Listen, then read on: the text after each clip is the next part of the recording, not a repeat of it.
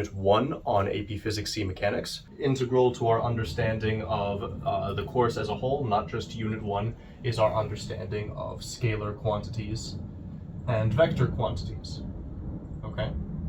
Okay, so quantity is something that you're measuring. Height, distance are quantities. Energy is a quantity. You get the idea, okay? So quantities fall into two categories. You can have scalar quantities or you can have vector quantities. A scalar quantity is something that just has a value, okay? And that value is not being expressed in a particular direction, okay? For example, mass is a scalar. I have this amount of mass. I weigh like 6,000 kilograms. That is an example of a scalar because I do not weigh 6,000 kilograms in the upward direction. I don't weigh 6,000 kilograms north. That is in stark contrast to vectors, which are quantities that have a magnitude, they have a value, and that value is associated with a particular direction. For example, speed, velocity, acceleration, displacement. Okay, I can have a displacement 20 meters to the left, or your right in this case. I can have a velocity of 10 meters per second to the right. I can have an acceleration of 5 meters per second squared to the north. So a vector must specify the direction in which the value is being expressed. Let's take a moment to understand the fundamental units that we will be working with in this physics course and in any physics course, okay? So in the mechanics course, we have 3 fundamental units, and when we get to E&M, I will discuss the 4th we will be implementing. So for just right now, we have 3 fundamental units to represent the fundamental quantities of distance, time, and mass. Distance expressed in the fundamental unit of meters, time expressed in the fundamental unit of seconds, and mass expressed in the fundamental unit of kilograms. Every unit we will observe throughout the entirety of our physics course will be either one of these 3 units or it will be comprised of these 3 units, okay? For example, the unit of the joule, expressed as such with the letter J. The joule is a unit of energy. The joule is equivalent to a kilogram meter squared per second squared, okay? Every single unit is comprised of the fundamental units. Now that we're considering vectors at a higher level, this is going to be a new realm of vector math that maybe those of you who have seen vectors have not yet encountered. We will be discussing direction with respect to a unit vector. Now, I fully expect that none of you have taken vector calculus, so I'm going to describe this in the most Calc 1 way possible. A unit vector, let's say the y-hat unit vector, is a unit vector with magnitude 1 with direction in the positive y direction, okay? So if, let's say, the magnitude of my velocity is 10 meters per second, I could say that the magnitude of my velocity multiplied by the y-hat unit vector now says that I have a 10 meter per second velocity in the y direction, okay? And that would be rewritten as such. So it's basically a constant multiple.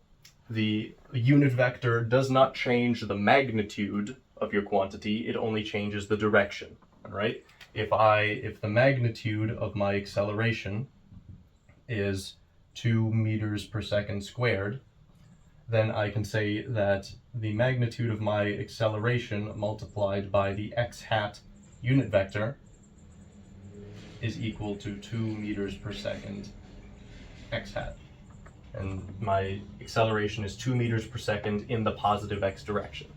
Another way that the unit vector can be implemented is if, let's say, I have a velocity that looks like this, where this is the positive y direction, this is the positive x direction, let's say 5 meters per second. That velocity will have components in both the y and the x direction. So this positive velocity is moving both in the positive y and the positive x direction.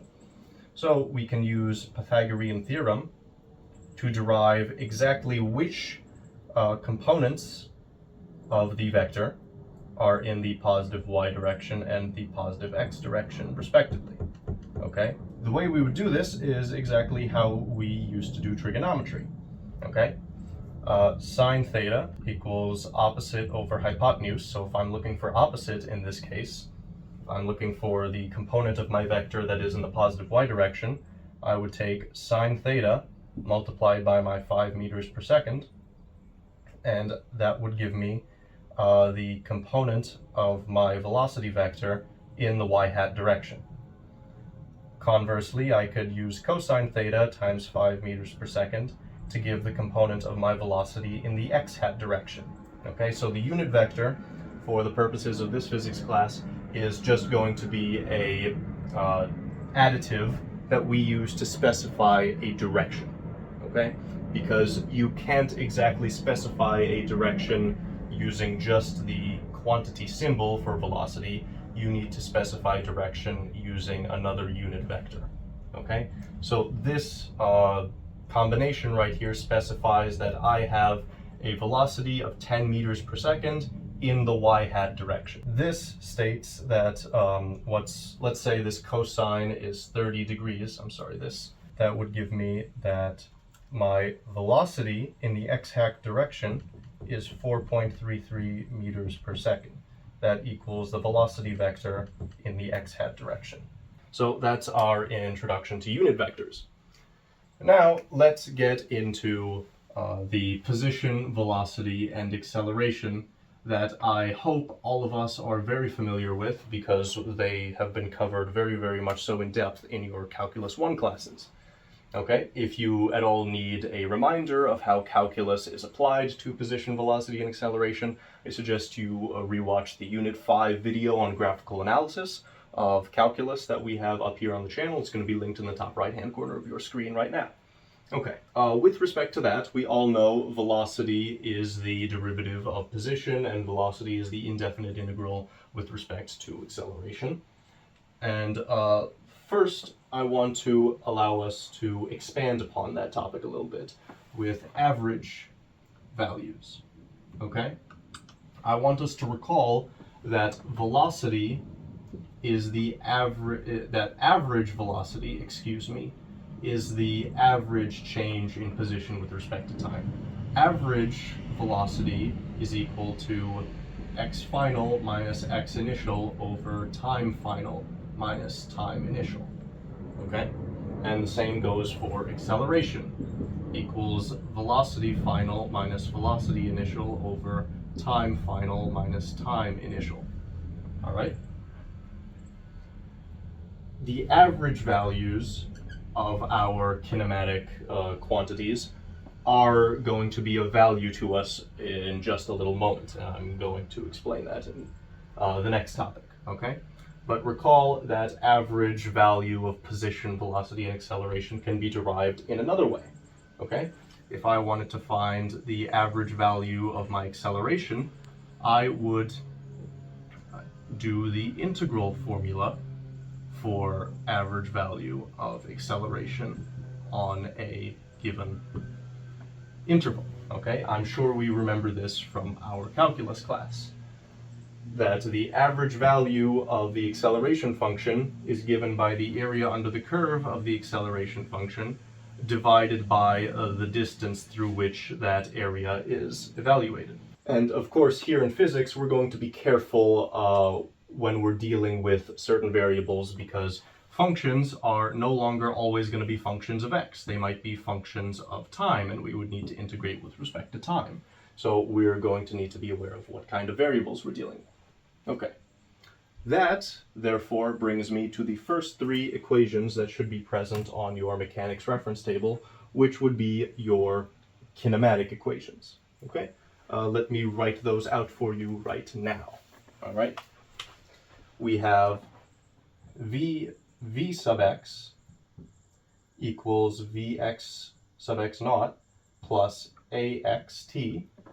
We have the equation x equals x naught plus vx naught t plus 1/2 axt squared. And then we have Vx squared equals Vx naught squared plus 2a sub x times x minus x naught. Okay? And below those, you have the definitions of change in position and change in velocity in their integral forms, which which should be just review for you, should be a walk in the park for you after your calculus introduction. Let's analyze these equations one by one. What are these equations telling us? These equations are telling us that our velocity in the x direction, okay, so this subscript here denotes in the x direction. Our velocity in the x direction is equal to our initial velocity in the x direction. That's what the 0 or the sub naught symbolizes. This is initial. So if I wanted to rewrite x initial, I could rewrite it as x naught. It's just a writing convention.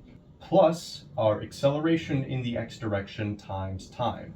A very important note to make when we're dealing with these three kinematic equations is that these equations only ever work when you are dealing with a constant acceleration. Okay?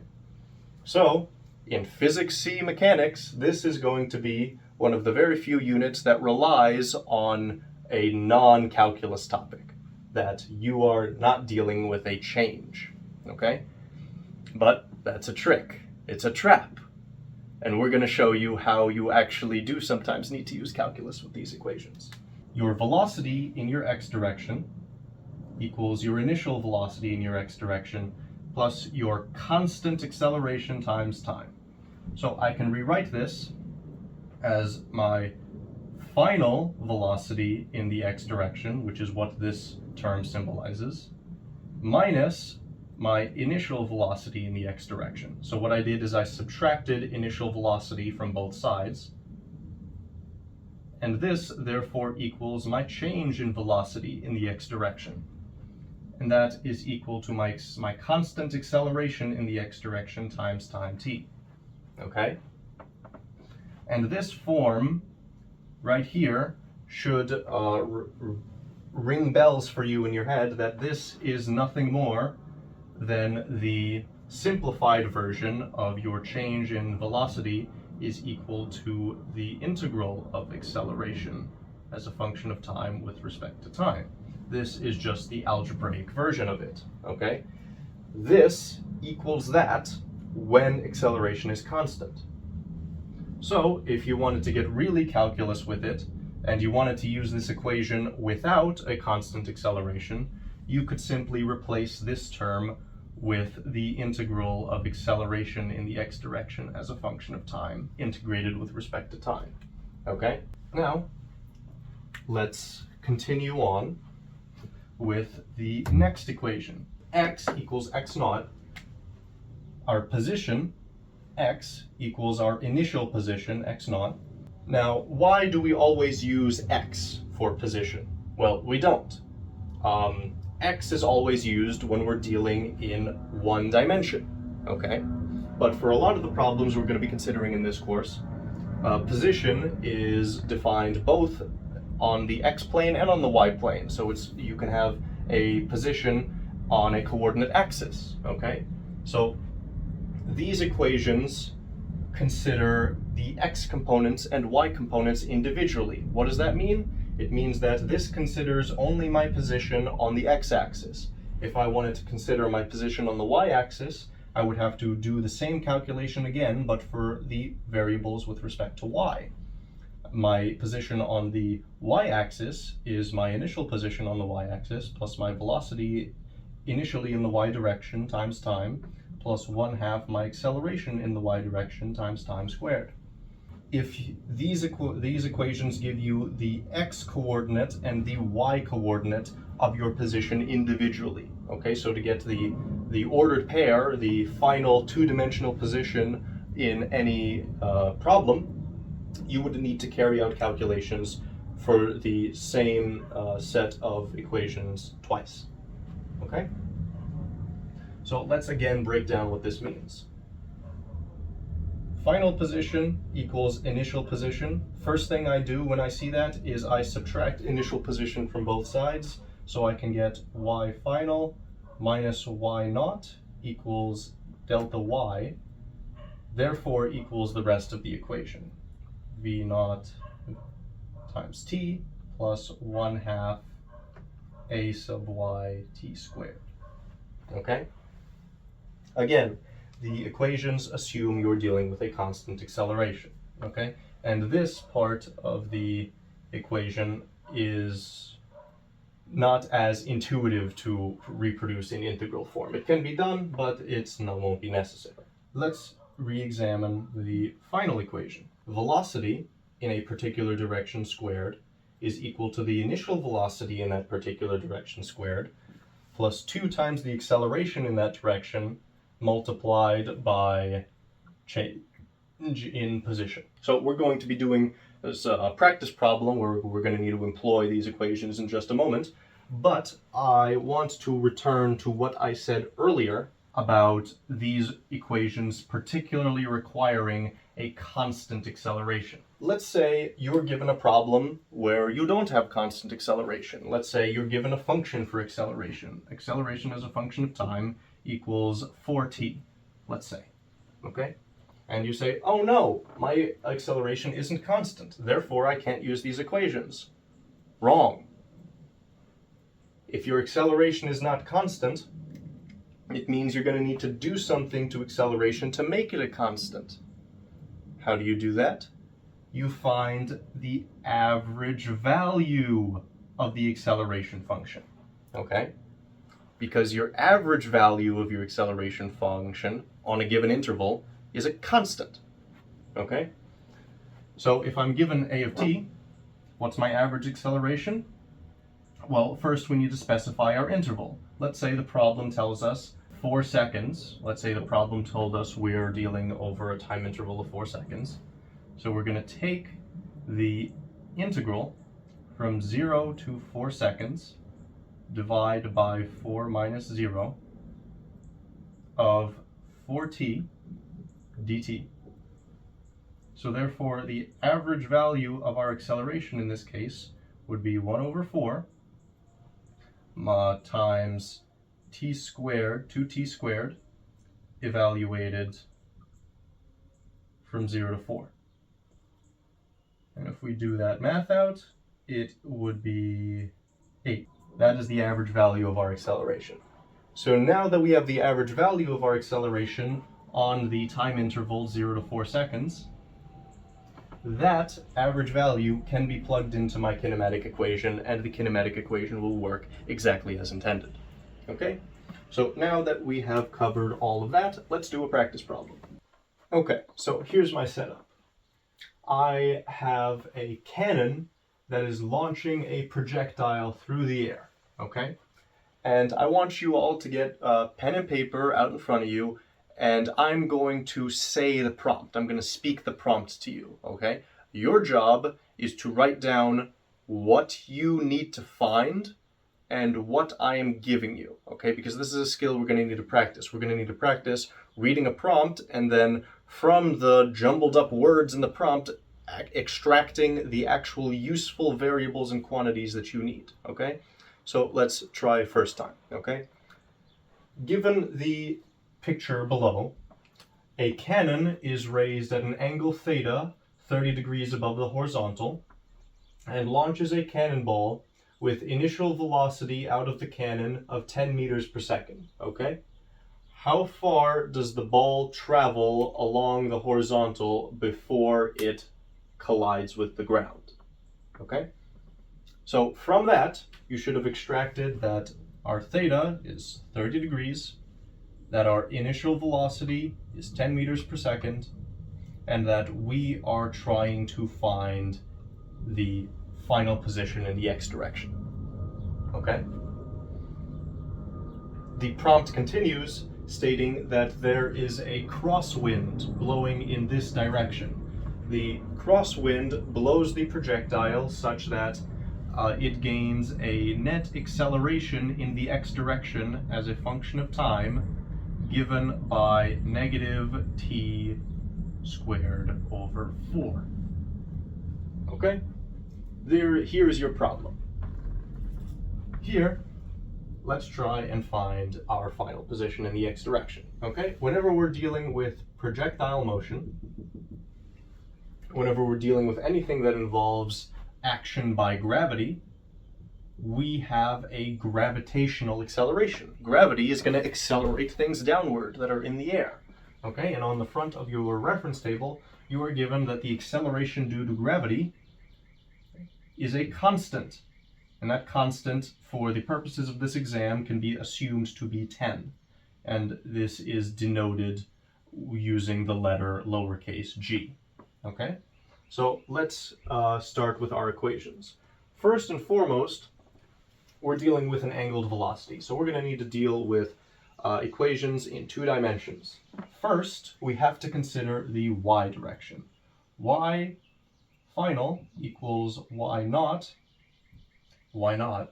plus the initial velocity in the y direction times time plus 1/2 times the acceleration in the y direction times time squared. Okay? So we want to know where the ball collides with the ground again, where it lands, effectively. So we know that our ball is initially starting on the ground, so our y naught goes to 0, and we want to know where it collides with the ground again, so our final y position wants to be 0. So we're left with 0 equals the initial velocity in the y direction times time, plus 1/2 the acceleration in the y direction times time, squared. How do we find our initial velocity in the y direction? We use Pythagorean theorem. We try to find velocity in the y hat direction. Okay? How are we going to find that? That's going to be sine of our angle 30 degrees multiplied by our angled velocity 10 meters per second. And that's going to give us 5 meters per second in the y hat direction. Okay? So now we have 0 equals 5 times time plus 1/2 the acceleration in the y direction. Okay, y direction. Is there any net acceleration that is pushing me up or pulling me down? Yeah, gravity is pulling me down. So my acceleration in the y direction is g, is the acceleration due to gravity, which is a constant. That, as we discussed, can be assumed to be 10 times time squared. Okay, so now this equation, we have one unknown, and we are able to solve for time, such that, oh, yes, I'm sorry. Since gravity is pulling us downward, the acceleration due to gravity is -10, because it's pulling us in the negative direction. It is pulling us towards the ground. That is an important thing to remember, which I just forgot in front of you to show how easy it is to forget. So now we're left with 5t equals 1/2 times 10t squared. 5t equals 5t squared.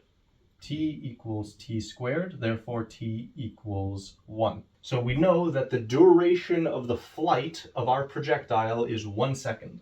This allows us to consider the x component of our motion, the final x position equal to the initial x position plus the initial velocity in the x direction times time plus 1/2 the acceleration in the x direction times time squared. Okay? Our initial position in the x direction, we are going to define our coordinate axis so that we start at 0. So we're going to say that this is 0. Our final position is what we're trying to look for. That's our unknown.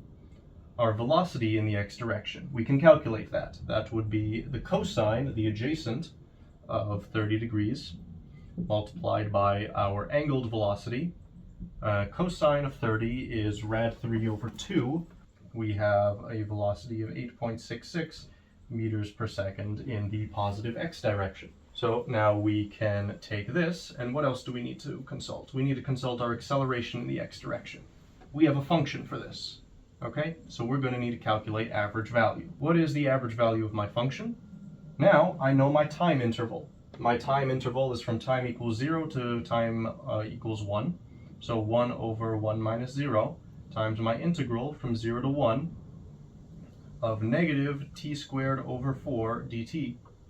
All right, that's going to give me my average acceleration equals is negative 1/12.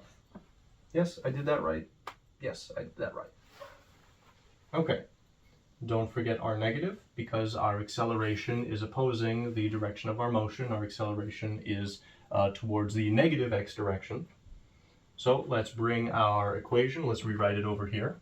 My final position in the x direction is equal to my initial velocity in the x direction times time, 8.66 times 1, plus 1/2 times negative 1/12 times time squared, 1 squared, okay, equals 8.66 plus, or in this case minus 1 over 24, which therefore is 8.618 meters. Okay, now a lot of teachers, a lot of schools don't care about significant figures. The AP exam doesn't care about significant figures, but I like them. I have 2 sig figs here, so I'm going to round to 2 sig figs, equals 8.6 meters. Okay, that's how far my ball travels. Thanks for watching, guys.